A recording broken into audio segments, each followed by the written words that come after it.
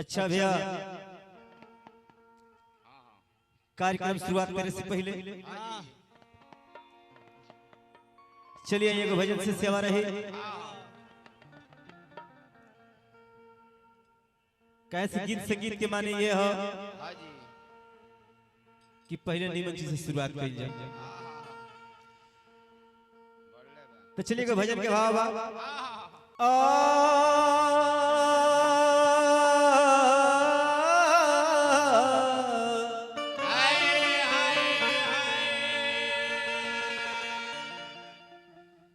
दरना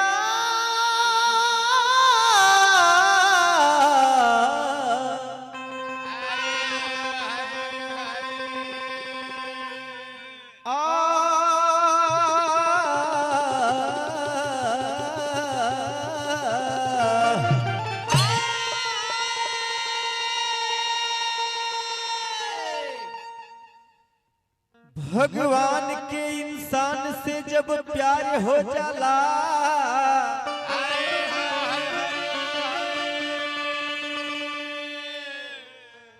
सुनला दीदार हो जाला जीवन में सुधार हो जाला।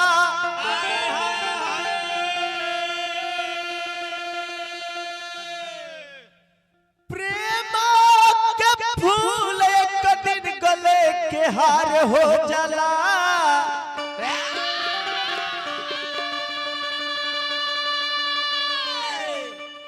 कहे श्री राम भक्ति से जीवन पार हो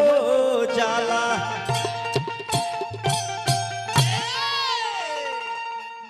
बबुआ मौका के फायदा केहू केहू उठौले बा, जे मौका के फायदा उठौले बा उ जीवन में अपना के सफल पौले बा। ऐसे कहे के भाव लागो कि मौका के फायदा कि केहू केहू मौका के बा अरे फायदा उठवले, तो केहू केहू मौका के बा अरे फायदा उठवले। अरे तो बैठल घर ही परम पद पवले।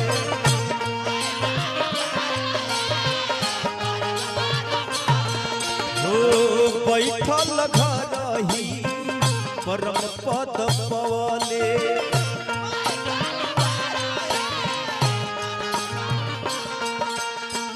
केहू केहू मौका के बा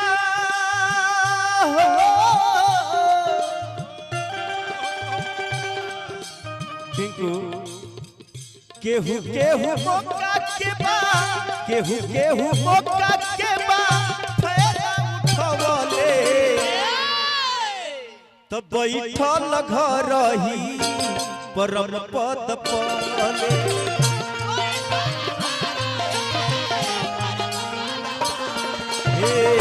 बैठल घर ही परम पद पवले।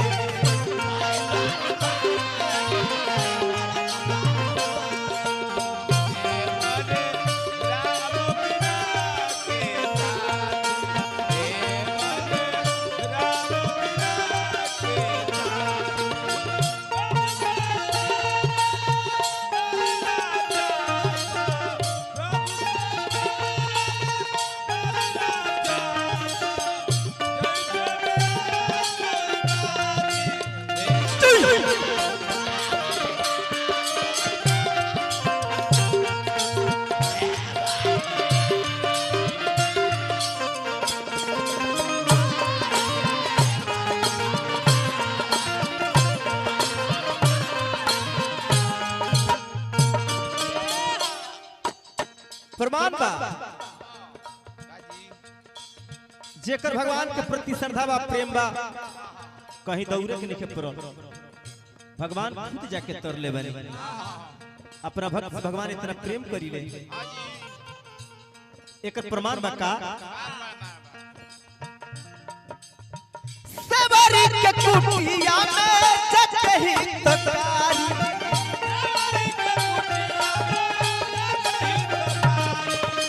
सवारी के कुटिया में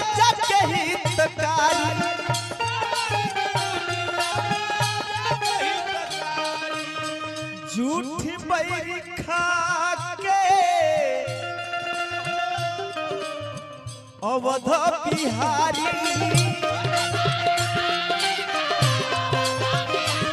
हो झूठी बैरी खा के अवध बिहारी सेवरी खोजे ना गई खाली अपना गुरु के बात मान ली एहू बेरे के लइका बड़े सब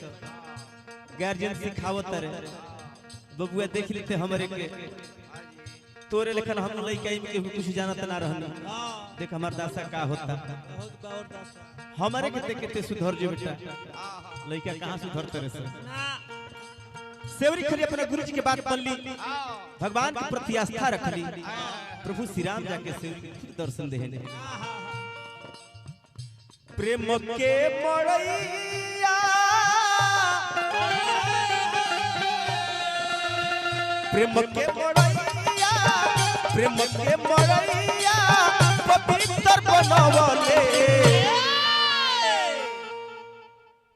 अरे बैठल घर ही परम पद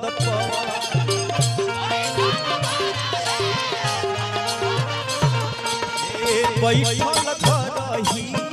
परम पद पवले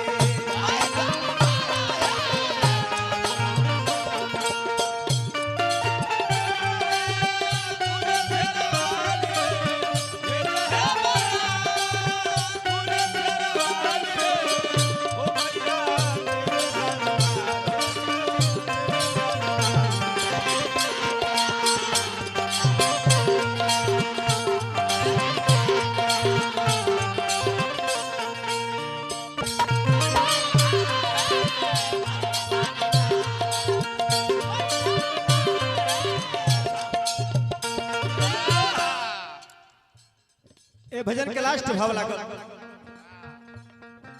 लास्ट में कवि जी बहुत सुंदर बात दर्शौनी का अगर केहू खातिर प्रभु अगर अपना के त्याग करतनी तो ई मत जानी कि हमार व्यर्थ गई व्यर्थ कबो ना जाई त्याग जैसे पूरा बांदरी सेना भगवान खातिर अपना जान कुर्बान कर देहल भगवान को व्यर्थ न जाए दे बस प्रेम सच्चा होकर चाहिए वे कभी सुंदर बात लास्ट में लिखनी का सुग्रीव कपितल रीच प्रभु के काम से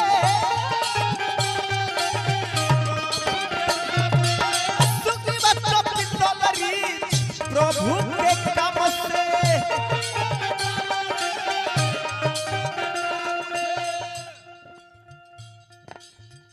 लौरी गईल रावण से बैर कई के खाली लौरी गईल रावण बैर कई के श्री राम से हो लौरी गईल रावण बैर कई के श्री राम से अरे ध्रुव के सचिताया के